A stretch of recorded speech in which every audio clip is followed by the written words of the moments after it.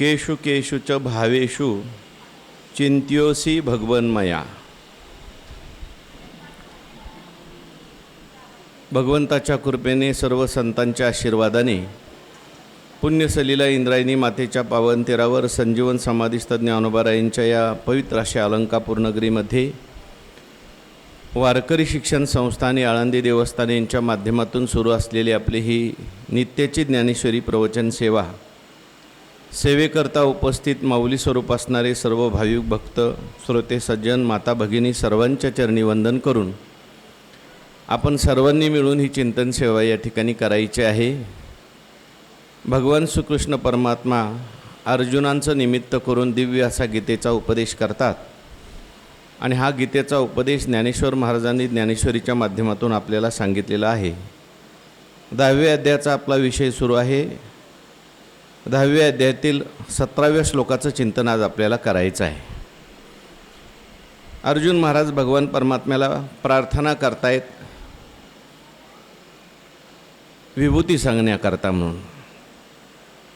मागे भगवान परमात्म्याने विभूती सांगितलेल्या आहेत, परंतु त्या संक्षेपाने सांगितल्या, विस्ताराने विभूती भगवंताच्या कळल्या पाहिजेत। योगही कळाला पाहिजे आणि विभूतीही कळाल्या पाहिजेत। ही संपूर्ण सृष्टी म्हणजे भगवान परमात्म्याची विभूती आहे।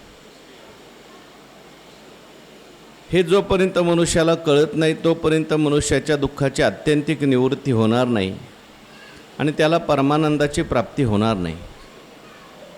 कारण जगाकडे पाहत असताना आपली जी दृष्टी आहे ती भेदाची दृष्टी असते। भेदामुळे रागद्वेष तयार होतात, रागद्वेषामुळे सुखदुःख तयार होतात आणि सुखदुःखी मनुष्य होतो। सुखदुःखाची आत्यंतिक निवृत्ती करून घ्यायची असेल तर आपल्याला या जगाकडे पाहताना भगवान परमात्म्याच्या विभूती दिसल्या पाहिजेत, किंवा सर्वत्र भगवान परमात्मा आहे अशी वृत्ती होण्याकरता सुद्धा अगोदर चिंतन करण्याकरता काही भगवंताच्या विभूती लागतात। त्या विभूतीच्या द्वारे आपण चिंतन करून भगवान परमात्म्याची व्यापक स्वरूपाची प्राप्ती करून घेऊ शकतो। म्हणून भगवान परमात्म्याचं चिंतन आपल्याला घडलं पाहिजे आणि चिंतनाकरताच हे बाकीचं सगळं आहे।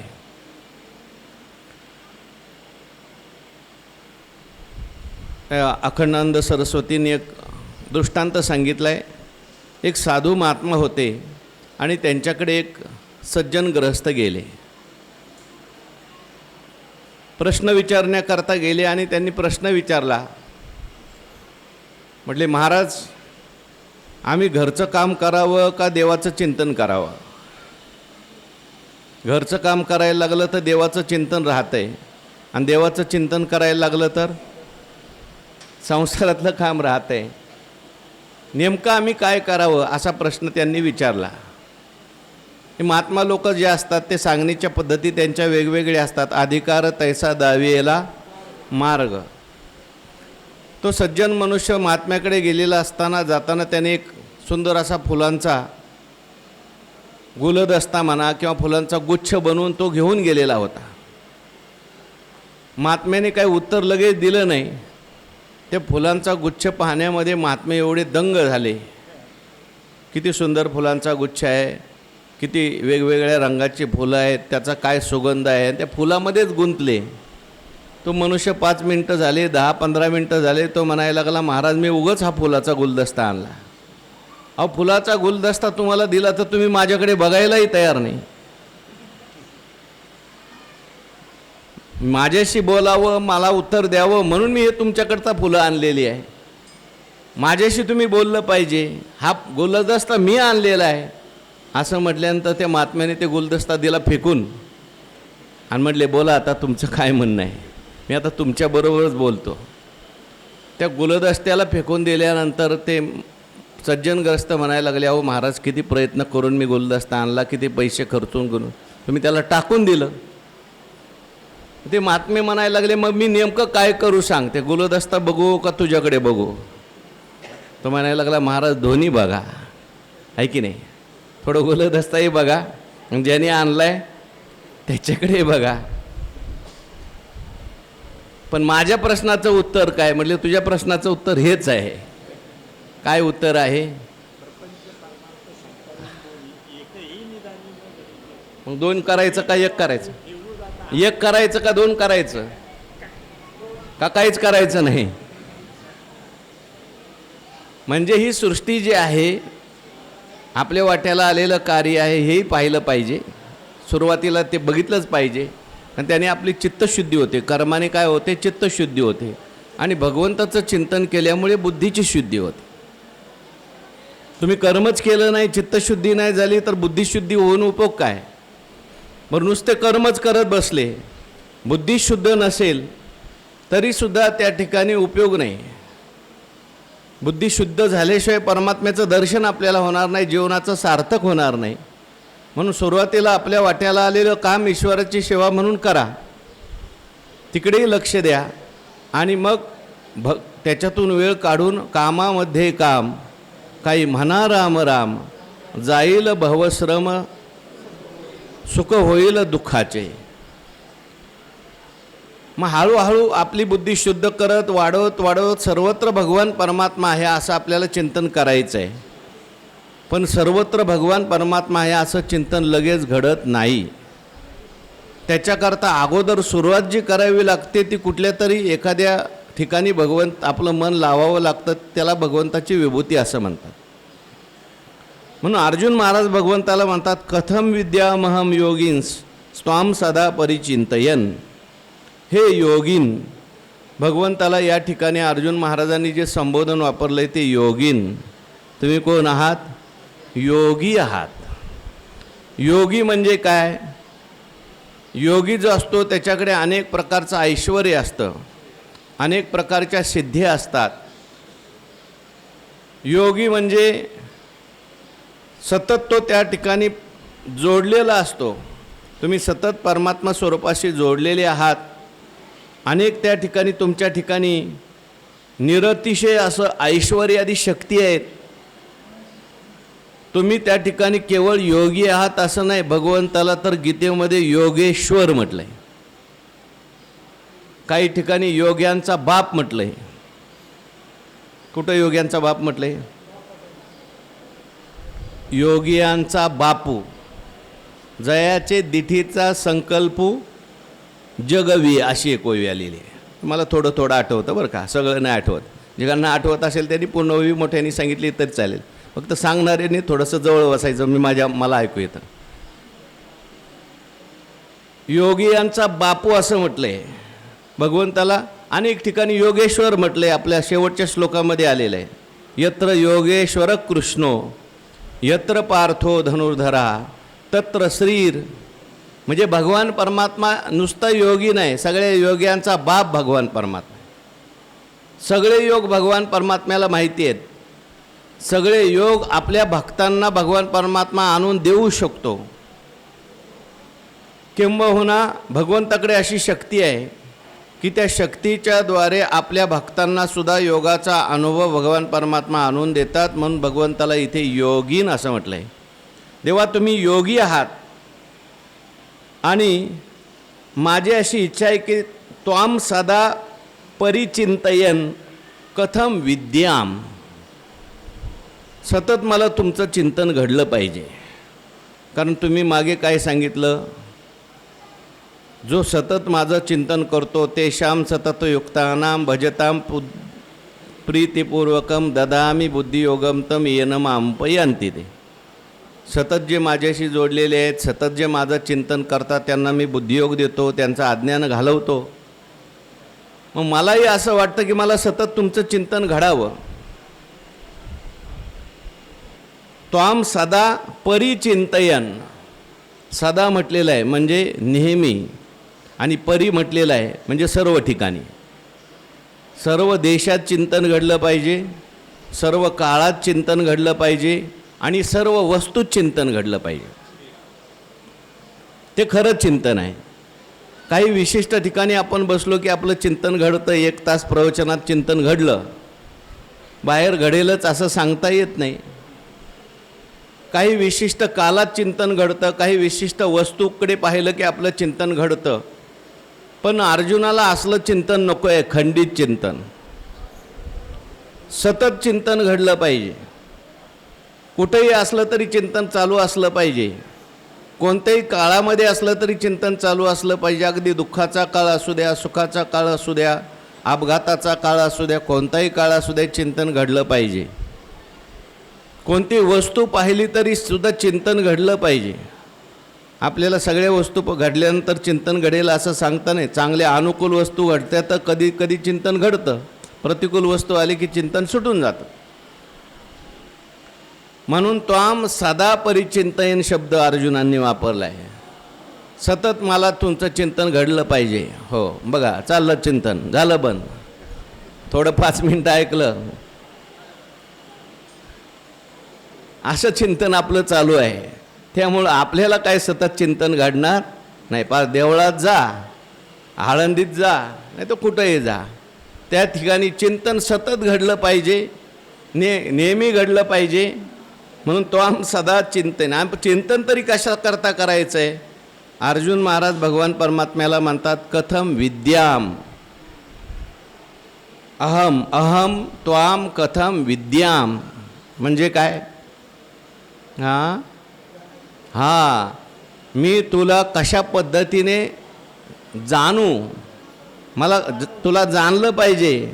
आणि तुला मी जर जाणलं तरच माझ्याकडून सतत चिंतन घडेल, नेहमी चिंतन घडेल, सर्व ठिकाणी चिंतन घडेल. आणि म्हणून मला तुला जाणायचं आहे. पण तुला जाणण्याकरता मला चिंतन घडलं पाहिजे.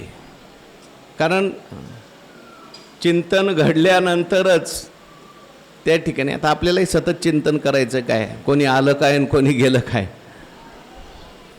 सतत चिंतन घडलं पाहिजे. आणि म्हणून चिंतन करता करता मला तुला जाणून घ्यायचं आहे. जाणून घेतल्यानंतर मला सतत चिंतन घडेल, किंवा सतत चिंतन घडून तुला मला जाणून घ्यायचं आहे. दोन्ही घेता येते. पण तुला जाणण्याकरता सतत चिंतन केलं पाहिजे. पण सतत चिंतन करायचं असेल तर त्याच्यासाठी अगोदर चिंतनाची सुरुवात कुठंतरी केली पाहिजे.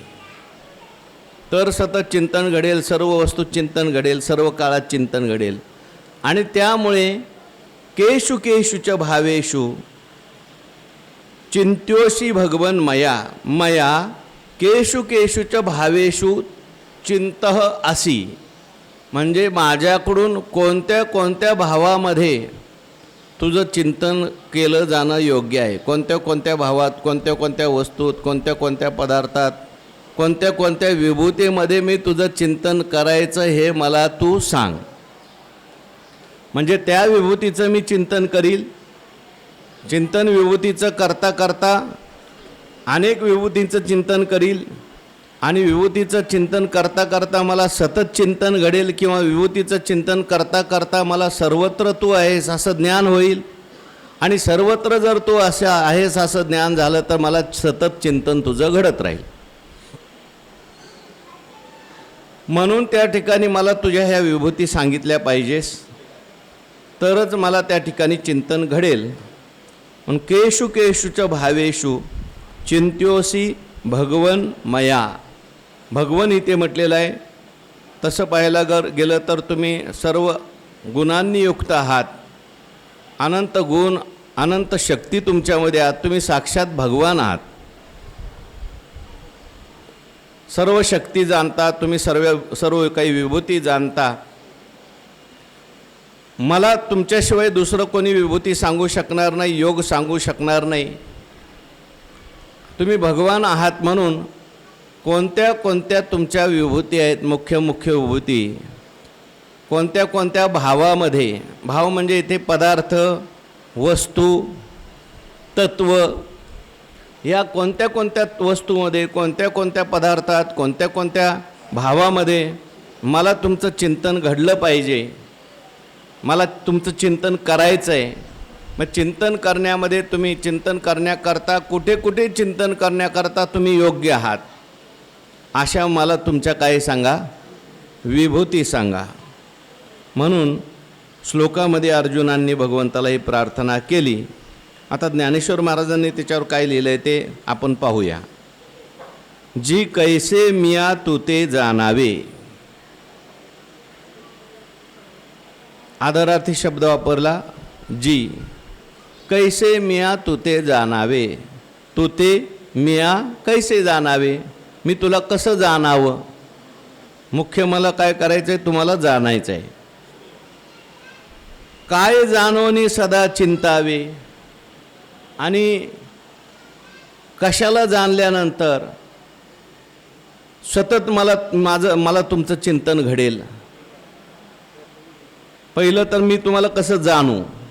मला तुमचं ज्ञान झालं पाहिजे. मला तुम्ही कळले पाहिजेत. यथार्थ रीतीने कळले पाहिजेत. आणि असे मला तुम्ही कळले पाहिजेत की ते कळल्यानंतर मला सतत तुमचं चिंतन घडलं पाहिजे. काय जाणोनी सदा चिंतावे. मग भगवान परमात्मा कदाचित म्हणतील, अरे मागे सगळं सांगितलेलंच आहेत. मया ततमिदं सर्वं जगदव्यक्तमूर्तीना मत्स्थानी सर्वभूतानी न चाहम तेष्वस्थिता. हे सबाई अभ्यंतर मिया कोण दले. नाही जी चालली ती होई सांगा की आत बाहेर मियाची भरले. जग निखिळ माझेची ओतले. मी सांगितलेली गोवी. हे सगळं मीच भरलेलं आहे. माझ्याशिवाय दुसरं काहीच नाही. कदाचित देवा तुम्ही असं म्हणाल की आता मग माझं चिंतन करायचं ना. अरे सगळीकडे मीच आहे ना. मी तुला किती वेळा सांगितलेलं आहे. विठ्ठल विस्तारला जनी सप्तही पाताळे भरुनी. विठ्ठल व्यापक त्रिभुवनी. विठ्ठल मुनी मानसी. असं तुम्ही कदाचित मला म्हणाल. पण अर्जुन महाराज म्हणतात ते सांगू नका. जरी तूची म्हणू आगवे तरी चिंतनची न घडे. जर सगळीकडे तूच आहे असं तुम्ही म्हणत असाल तर मला ते चिंतन आता घडत नाही. सगळीकडे परमात्मा आहे अशी वृत्ती लगेच होते का सुरुवातीलाच होते.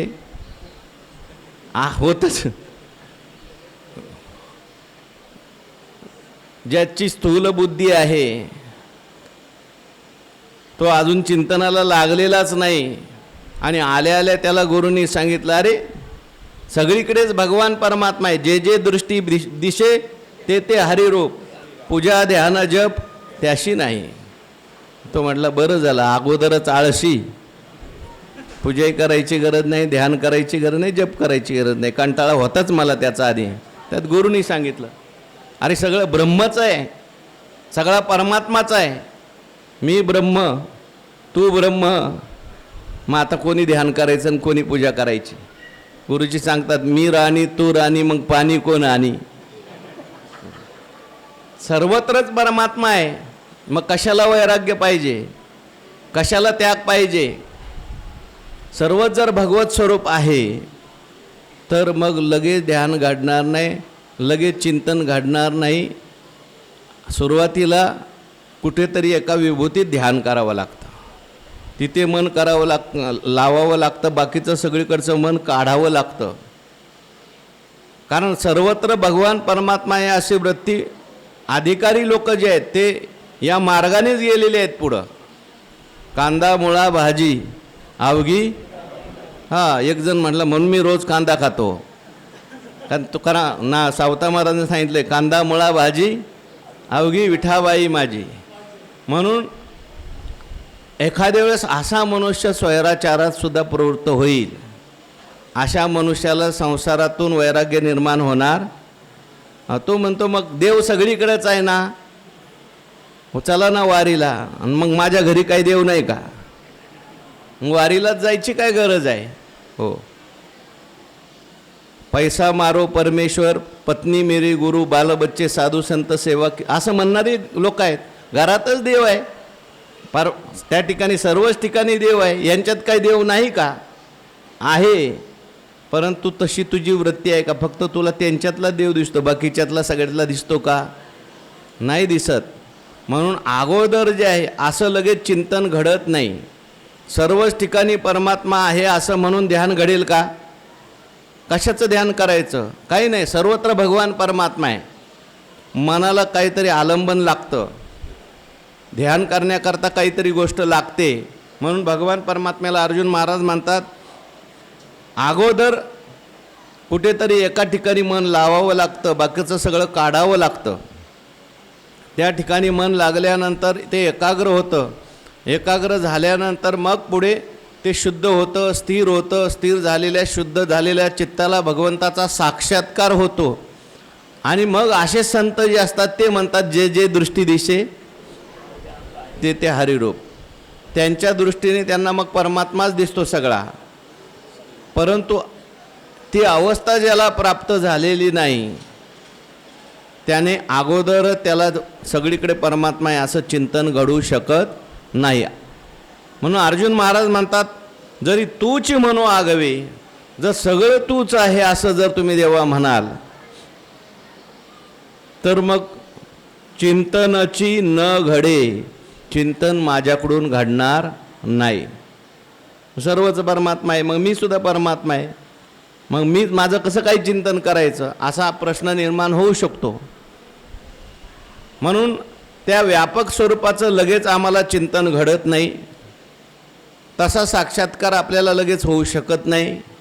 याच्याकरता अगोदर मला चिंतन करण्याकरता काहीतरी आलंबन पाहिजे. मग ते आलंबन म्हणजे तुझ्या विभूती आहेत, त्या विभूती मला तू सांग. मनोनी मागा भाव जैसे, आपुले सांगितले तुआ उद्देशे, आता विस्तारोनी तैसे एक वेळ बोले. मनोनी, चिंतनाची न घडे मनोनी. सर्वत्र त्या ठिकाणी परमात्मा आहे अशी माझी वृत्ती लगेच होत नाही. आणि म्हणून तू काय कर देवा, मनोनी मागा भाव जैसे, आपुले सांगितले तुआ उद्देशे. मागे तुम्ही जसे तुमचे भाव सांगितलेले आहेत पण संक्षेपाने सांगितले. कुठे मागे सांगितले तर या अध्यायात सुद्धा सुरुवातीला सांगितले, 11 भाव सांगितले. बुद्धिर ज्ञानम समोह, क्षमा सत्यम दमशमः, सुख दुःखम भवो भावो भयम चा भयमेवच. हे भाव सांगितले.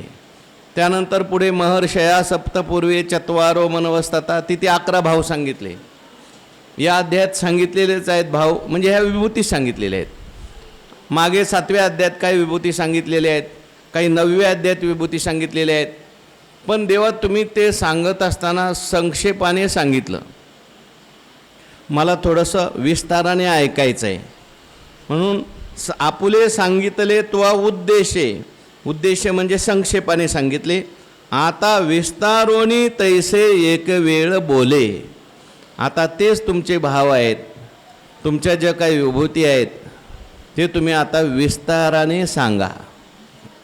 काही लोक म्हणतात संक्षेपाने सांगा, काही लोक म्हणतात विस्ताराने सांगा.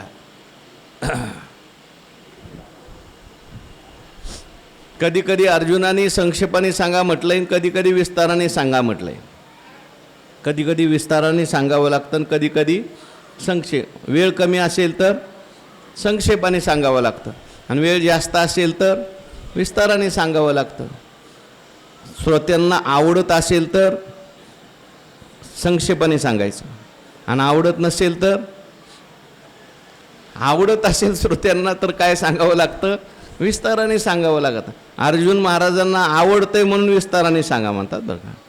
तेच ऐकण्यामध्ये त्यांना आवड निर्माण झालेली आहे. भगवंताच्या मुखातले शब्द आहेत, गीतेचे शब्द आहेत, आणि म्हणून विस्ताराने मला सांगा असं त्या ठिकाणी सांगतात. कारण हा जो विस्तार आहे विभूतींचा, या विभूतीच्या विस्तारानेच पुढे भगवंताचं साक्षात्कार होणार आहे किंवा व्यापक स्वरूप कळणार आहे. म्हणून संक्षेपाने एका ठिकाणच्या विभूती न सांगता मला सगळ्या विभूती सांगा. ज्या विभूतींच्या द्वारा तुम्ही त्या ठिकाणी या लोकामध्ये व्यापून राहिलेले आहात, या सगळ्या विभूती मला तुम्ही विस्ताराने सांगा, अर्जुन भगवंताला म्हणतात. जया जया भावाची आठाई, तू ते चिंतिता मज सायास नाही, तो विवळ करुणी देई योग आपुला. ज्या ज्या भावाच्या ठिकाणी म्हणजे विभूतींच्या ठिकाणी तू ते चिंतिता मज सायास नाही. तुमचं चिंतन करत असताना त्या विभूतीमध्ये मला सायास पडले नाही पाहिजेत, कष्ट पडले नाही पाहिजेत. सहज मला ध्यान करता आलं पाहिजे, सहज मला चिंतन घडलं पाहिजे. अशा काही विभूती तुमच्या मला सांगा की त्या विभूतीस चिंतन करताना कष्ट नको. नाही तर मग ध्यान करताना चिंतन करताना कष्ट जर असेल तर मनुष्य मग ध्यान करणार नाही, सोडून देतो मनुष्य ध्यान. कष्ट पडायला लागले, खूप त्या ठिकाणी अवघड असलं ध्यान, तर मग मनुष्य ध्यान करणं सोडून देतो. मग अशा विभूती सांगा की सहज ध्यान घडलं पाहिजे, सहज मला त्या विभूती उपलब्ध झाल्या पाहिजेत, सहज त्या विभूतींचं दर्शन घडलं पाहिजे आणि त्या विभूतींचं ध्यान मला सहज घडलं पाहिजे. सायास नको, शारीरिक सायास नको, माझ्या मनाला सायास नको. म्हणून तू ते चिंतिता मज सायास नाही, तो विवळ करुणी देई योग आपुला. आणि ते सगळं जे आहेत तुमचे काय ज्या विभूती आहेत त्या स्पष्ट करून मला सांगा. ऐश्वर योग मला स्पष्ट करून मला त्या ठिकाणी त्या योगामध्ये तुम्ही आरूढ करा. मला योग प्राप्त झाला पाहिजे आणि योग प्राप्त होण्याकरता मला ध्यान घडलं पाहिजे, चिंतन घडलं पाहिजे. त्याच्याकरता तुमच्या विभूती सांगा. म्हणजे विभूतीही मला कळाल्या पाहिजेत आणि योगसुद्धा त्या ठिकाणी झाला पाहिजे. एताम विभूतिम योगंच मम यो वेत्ती तत्वता. बरोबर आहे. सो अविकंपेन योगेन युज्यते नात्र संशया. भगवंतांनी सांगितलं अविकंप योग प्राप्त झाला पाहिजे. अविकंप म्हणजे तो योग कधीही विचलित नाही झाला पाहिजे. त्या योगापासून मी कधी विचलित झालो नाही पाहिजे. तो योग कायम राहिला पाहिजे. मग योग कायम राहायचा असेल तर कोणता योग केला पाहिजे? भगवान म्हणतात एताम विभूतिम योगमच ममयो वेत्ती तत्वता. माझ्या योगालाही जाणतो, विभूतीलाही जाणतो, त्याला अविकंप योग प्राप्त होतो, स्थिर असा योग प्राप्त होतो. कधीही न जाणारा योग त्याला प्राप्त होतो, म्हणजे कधी त्याचं व्युत्थान होत नाही असा योग आहे. बाकीचे योग आहेत त्याच्यामध्ये व्युत्थान होतं. थोडा वेळ योग लागला, थोडा वेळ समाधी लागली, त्यावेळेस खूप आनंद वाटला, पण थोड्या वेळाने गेला योग. तात्पुरता योग आहे, ती योगाची झलक आहे म्हणा. पण असा योग पाहिजे की तो योग कधीही मी त्या योगापासून दूर झालो नाही पाहिजे. अविकंप योग भगवंताचा. म्हणून तो विवळ करून देई योग आपुला. तो स्पष्ट करून सांगा. सहज मला त्याचं ध्यान घडलं पाहिजे, तो योग प्राप्त झाला पाहिजे, हे मला तुम्ही सांगा. विस्तरेनात्मनो योगम विभूतींच जनार्दन भूय कथय तृप्तिर्ही शृण्वतो नास्ति मे मृतम. म्हणून हे जनार्दन, भगवान परमात्म्याला आता जनार्दन हे विशेषण देऊन अर्जुन भगवान परमात्म्याची स्तुती करतात. तुम्ही कोण आहात? जनार्दन आहात. अर्धधातूचा अर्थ याचना करणे, मारणे अशा अर्था, नाश करणे अशा अर्थाने. सगळ्या जगातले लोक देवदेवादिकसुद्धा तुमच्याकडे मोक्षाकरता, धर्माकरता, सर्व गोष्टीकरता याचना करतात. भक्तीकरतासुद्धा तुमच्याकडे काय करतात? याचना करतात. आणि म्हणून तुम्ही त्या ठिकाणी जनार्दन आहात. अभ्युदय निश्रेयसाकरता सर्वांच्याकडून याचला जातो म्हणून जनार्दन. आसुरांचं मर्दन करतो म्हणून सुद्धा भगवान परमात्मा जनार्दन आहे. किंवा हे सगळं जगत उत्पन्न करणारी जी माया आहे तिला जना म्हणतात. आणि त्या मायेचा सुद्धा आपल्या कृपेच्याद्वारे भक्ताच्या मायेचा नाश करतो, त्याला काय म्हटलेलं आहे? जनार्दन. म्हणून आता माझ्या ठिकाणी असलेलं सुद्धा अज्ञान माया, त्याचा तुम्हाला नाश करायचा आहे. मी सुद्धा तुम्हाला विभूतीची याचना करतोय, मला विभूती सांगा, म्हणून तुम्ही जनार्दन आहात. आणि असे जनार्दन असलेले तुम्ही विस्तरेन आत्मनः योगम विभूतींच भूयः कथय.